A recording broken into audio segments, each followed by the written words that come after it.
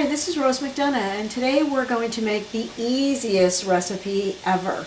And not only is it an easy recipe, it is adaptable for anyone and any taste. The recipe first came to me just recently from Brooke and Tyler had gone to a friend's house, and Channing had said, hey, this is a good recipe, and then she didn't want to give out the recipe.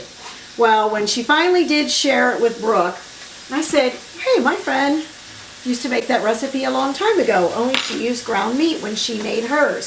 So I'm making this today, and it's a dip. That's all it is. Why am I showing you how to make something so simple? Because everybody should have a recipe that when they are invited somewhere they can take and not just say, I'll bring the chips. Yeah, you are going to bring the chips, but you're going to bring the chips with this great recipe at the same time. You can use hot sausage. You can use sweet sausage. You can use ground meat. If you are like me and occasionally cook a whole lot of ground meat ahead of time and put all my taco seasonings in it and then freeze it, so when we want to make tacos we're ready to go, you can use that pre-seasoned meat. Anything that you want to do can be added to this. This is your base. This is the meat, so to speak, of what we're making. So I am crumbling this meat. Did you notice that I put water in here? Why would you do something like that? Aren't you going to get a lot of fat from it anyway? Sure you are. But if we can get this to work and boil, and I know that you can see it steaming, some of the fat will evaporate away with the water. So that's one of the reasons why I do that. I'm using wood to go in here. You can use plastic, whichever you would prefer to use. Do not use metal. Everybody has pet peeves in their life. Mine is people using metal in my skillets. It makes me very upset. You don't want to use metal in a skillet, just like you don't want to use my sewing shears to cut paper because it will dull them. This will scratch your pan, and that's the last thing I want to be bothered doing. All right, so while that's cooking, I'm going to go get my other ingredients ready. Oh, and the miracle of preparedness, I already have. You can use Velveeta cheese. You can use a whole pound of Velveeta cheese.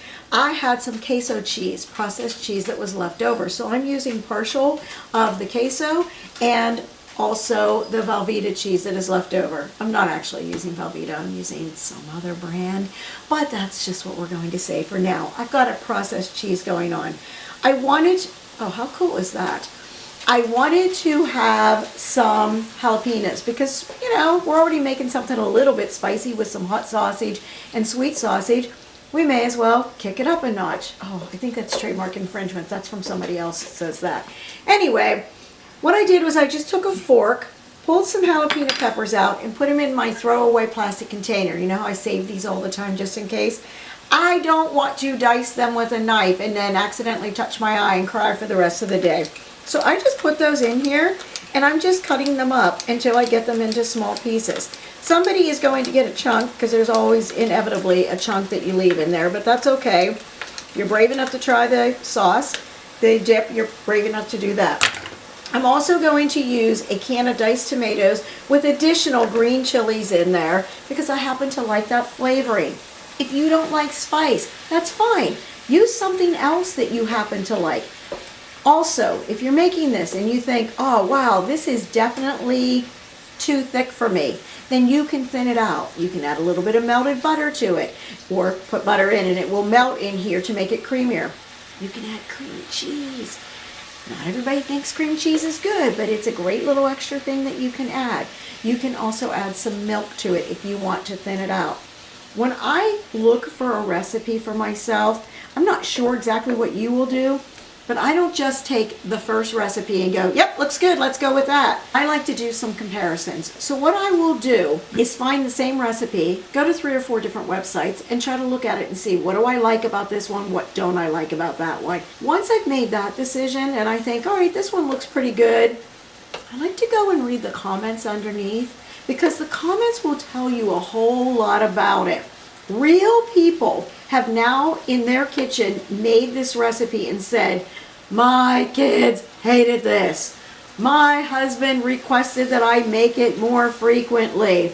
I took it somewhere and now it's the recipe everyone asked for me to bring.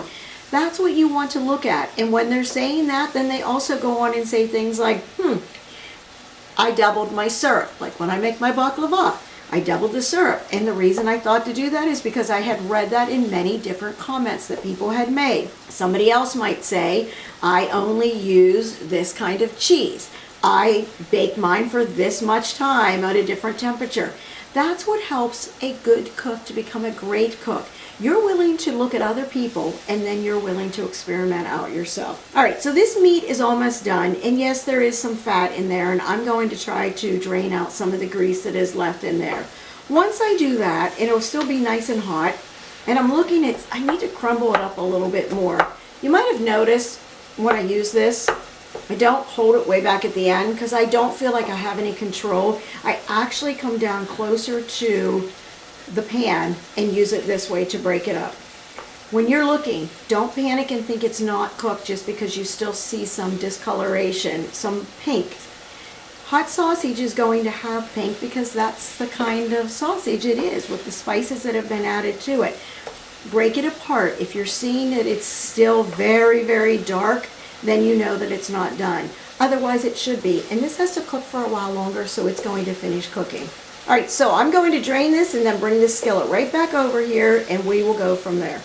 All right, so I have drained most of this out, and you might ask, how do I drain it out? I actually drain it out. I usually put it into a can, or if I'm going to put it down my drain, I make sure I'm running hot water with it so it gets all the way down and doesn't clog up your drain. I prefer actually to use a can. I'm going to go ahead and add my diced tomatoes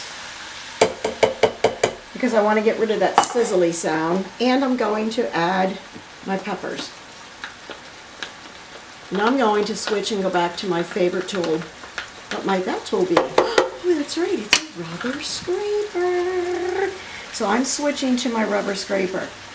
When you are doing this, you are going from the outside of your pan to the inside. I noticed before I accidentally tossed a piece of meat out. Occasionally that happens, but it's a whole lot less if you go from the outside to the inside, from the outside to the inside. Now that I have the tomatoes fairly well dispersed in here, I'm going to begin adding my cheese. It doesn't take a whole lot of time for processed cheese to dissolve. What is processed cheese, you might wonder? Some people call it fake cheese. Okay, you can call it fake cheese if you want. Some people call it a whole lot of deliciousness. You can call it a whole lot of deliciousness if you want to. What processed cheese is, it was invented by, I forget who the man was who invented it. You Wikipedia it and you'll see it. It was invented by some man who didn't want to throw away, like me, can't stand to throw anything away. He didn't want to throw away the little extra pieces of cheese.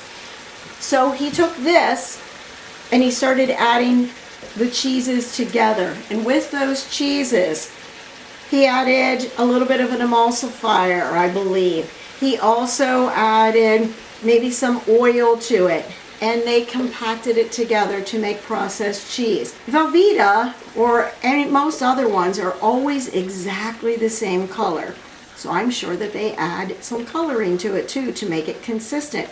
But if you're just taking all of these other cheeses and you're mixing them together, they may not be exactly the same. Most of us don't choose to do that. We're gonna just go buy it from someplace. But if you have cheeses left over, you in fact could do the same thing. You could melt it down, put it into a block form. I just don't see that you're going to do that. The weird thing about this cheese, sometimes it doesn't even need to be refrigerated, but let's not talk about that. Let's just put it in the refrigerator as though it were real cheese instead of a processed cheese, and we will keep it refrigerated, and then we'll have it for all the good stuff that we like to use it for, you know, like a good macaroni and cheese. By the way, one of the comments that I have seen when I have been looking on different recipes with this was, take this lovely stuff and pour it over your omelet if you're using just the breakfast sausage, which might be a great thing to do. Someone else said they put it on their baked potatoes. So if you have any left over from a party that you've gone to, you have some options for what to do if you don't have any chips left. Now you see how quickly this is melting down? I personally think that it doesn't need to be thickened up anymore.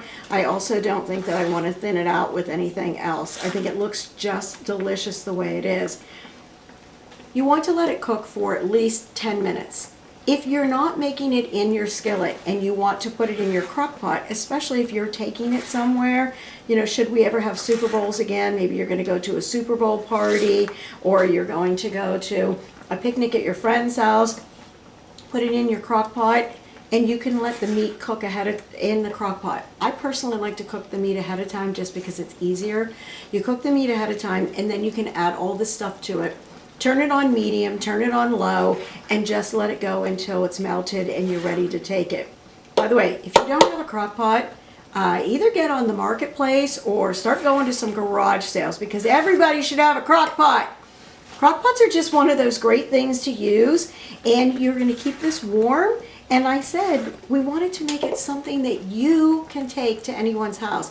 You don't want to be the lame person who's always bringing the chips, unless you're bringing something really great with the chips. And this is what you're bringing with them. And we're going to try out some of these toppers with it. This is awful hot. I'm afraid this is going to burn my face. Just going to get a chip out here so you can at least look at it. When you scoop it, it is going to look absolutely wonderful. Now, doesn't that make something that you just want to eat? Brooke just shook her head yes. Yeah, it does make something that she wants to eat. So, from Michelle, who had this, and from Channing, who had this, we have gotten this great recipe that we've decided to try out today, and I'm hoping that you're going to try it out too. Let me see, I'm going to pull two here for shout outs. Hey, my friend Sue Trey Montana, who refuses to buy an Instant Pot, but she has commented before on other things that she likes. Hey, you could have made this on the Instant Pot using the saute, by the way, and then turned it automatically to the slow cooker. But thanks, Sue, for the comments that you have made. And, oh, Katie has. I don't remember which one recipe that you liked, but I'm glad that you liked it too. So enjoy your day, make something good. And I don't know, maybe look at one of the other recipes like the soft pretzels, because I'll bet the soft pretzels would taste great dipped in this. This is Rose McDonough asking you to subscribe and like me and leave some comments so I know whether you've liked what you've made. Thanks, have a good day.